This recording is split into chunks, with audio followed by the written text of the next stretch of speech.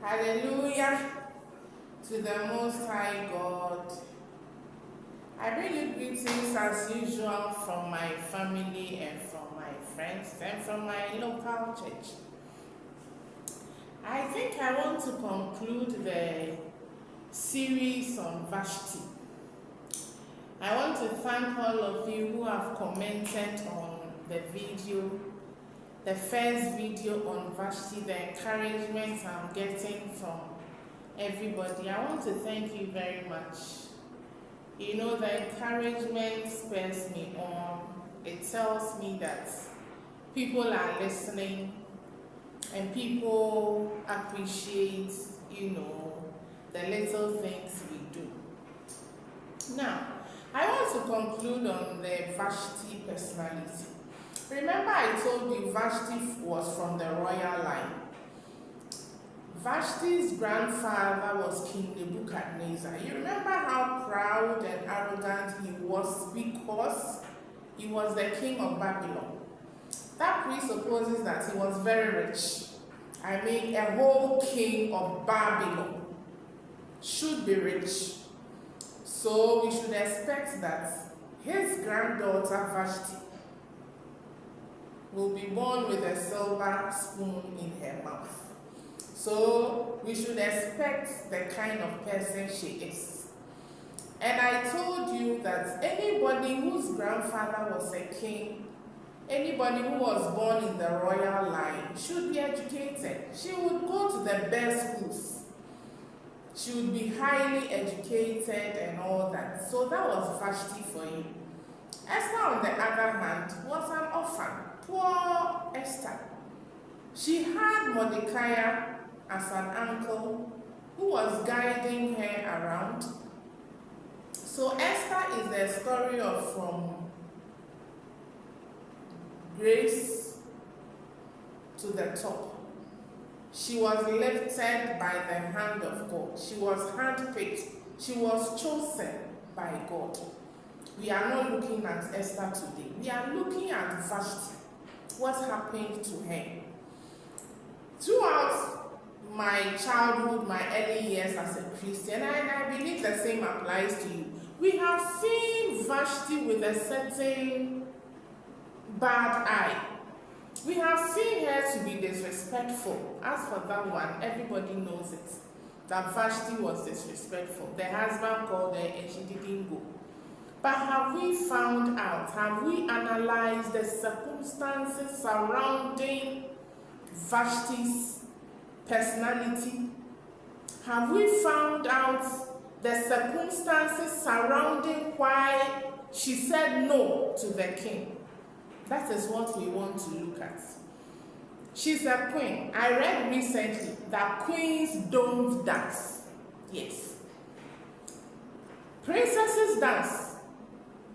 Maidens, young girls, maid servants, servants dance. Remember King David, when he was bringing the Ark of the Covenant and he was dancing with the maidens. The queen was in her room upstairs. Queens do not dance. And Vashti knew her place. That is a very strong lesson we need to learn from Vashti. She knew that a queen doesn't dance. She's of royal blood. Yeah, she's human, I know. Somebody will say, I'm sure, well, she's not a human being. Yes, but she's a queen.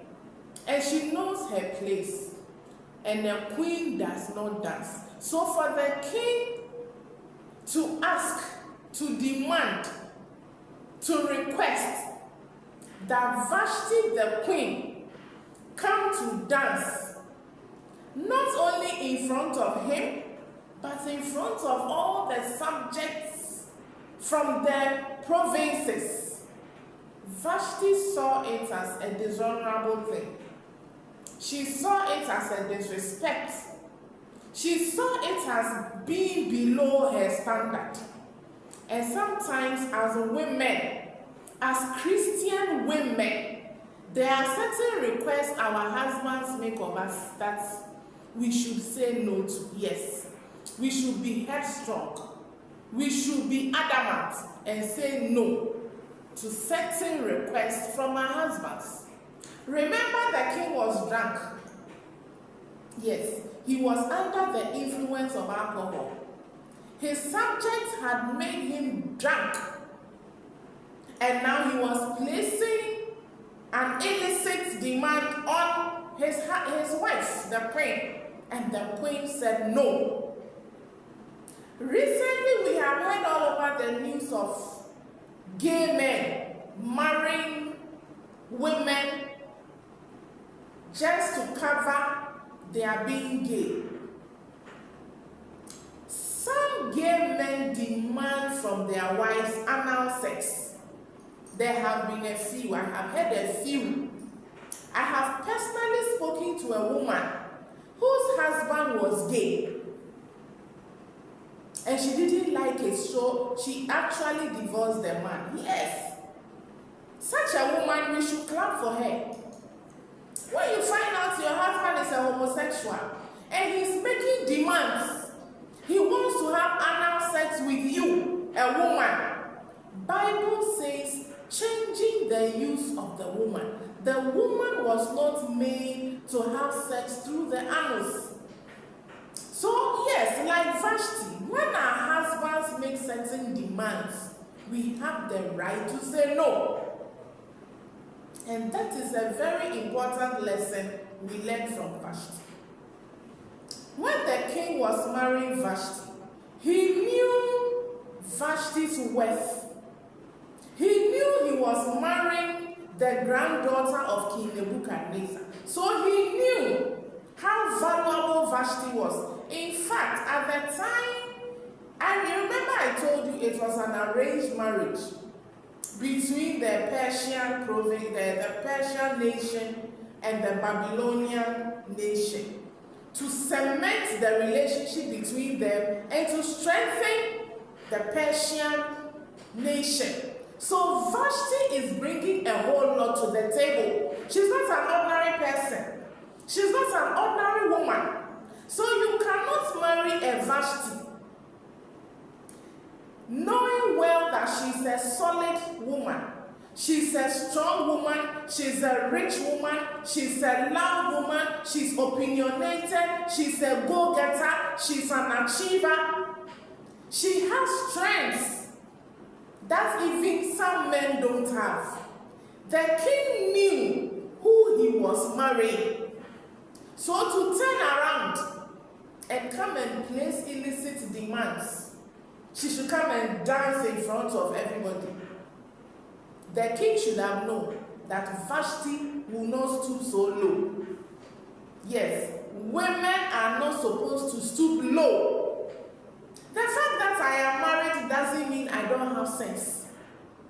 The fact that I am married doesn't mean I don't know my right from my left. I am married, but I'm still a woman. I am married, but I'm still educated.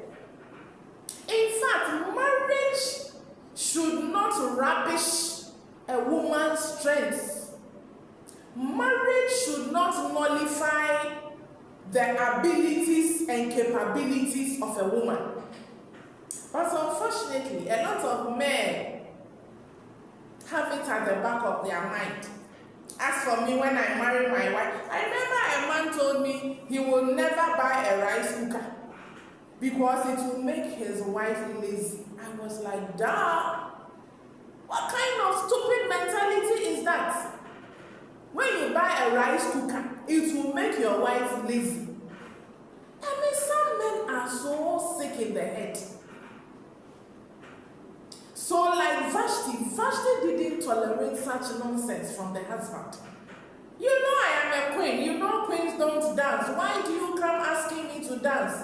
And she was ready to face the whatever. The repercussions of refusing the king. She was ready.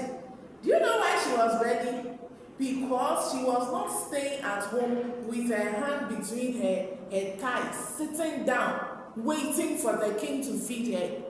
She had something going on. Remember when you read the Bible, when the king sent for her, she was meeting the noble ladies. job. She was into something. You see, the thing about some married women is that the moment they marry, they stop going to school, they stop working, they stop being industrious. Marriage does not mean that you should just sit at home and wait for your husband to dole out money to you. That is why a lot of women take nonsense from their husbands. And it is time for women to be empowered. It is time for women to rise up and speak for themselves. If you're in a marriage where the man is making, illicit demands, you have the right to say no to his face. And we learned that from Vashti. Hallelujah. What else are we learning from Vashti? There is another important lesson.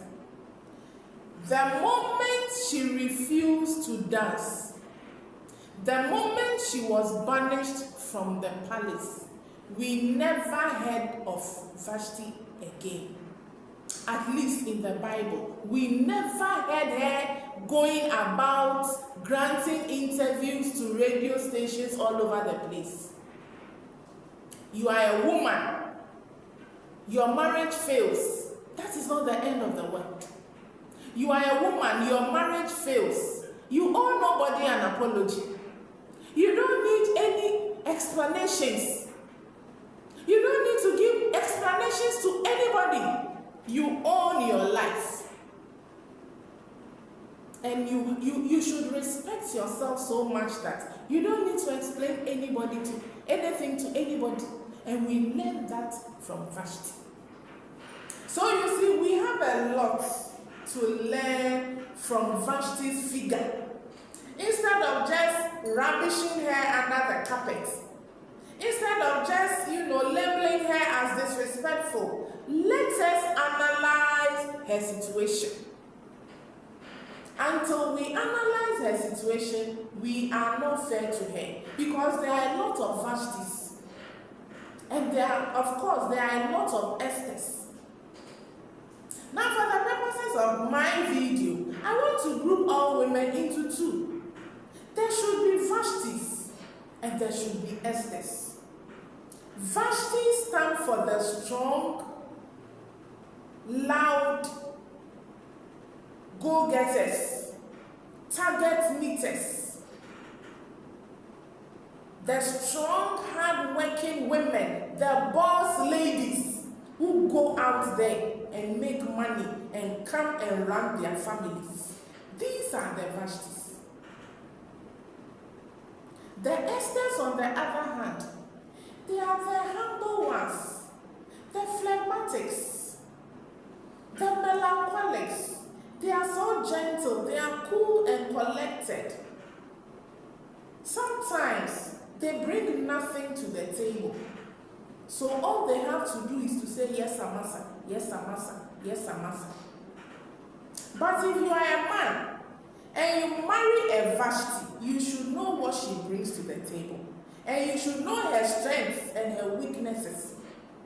You see, my problem is when you keep quiet and marry a Vashti, then you want to turn around and change her and force her into an Esther. It doesn't work like that. It's not easy to change people. You identify her as a Vashti and you think you cannot handle her. Let her be. Don't disturb yourself and don't disturb her by marrying her. And then you want to change her personality, her everything, for her to become an Esther who will just kowtow you and say yes to anything you say.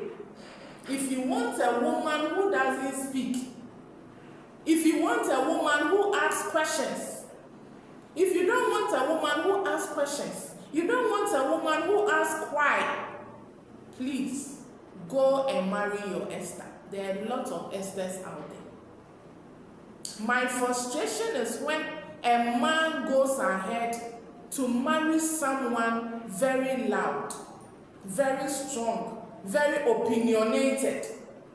You marry someone who wants reasons for doing things. You marry her and then you want to shush her. She shouldn't ask questions. She should just say okay to anything you say. Yes, there are people like that, so you marry such people. There are ladies like that, so marry such ladies. On the other hand, don't look at an Esther and marry her into your home and come and demand that she become a Vashti.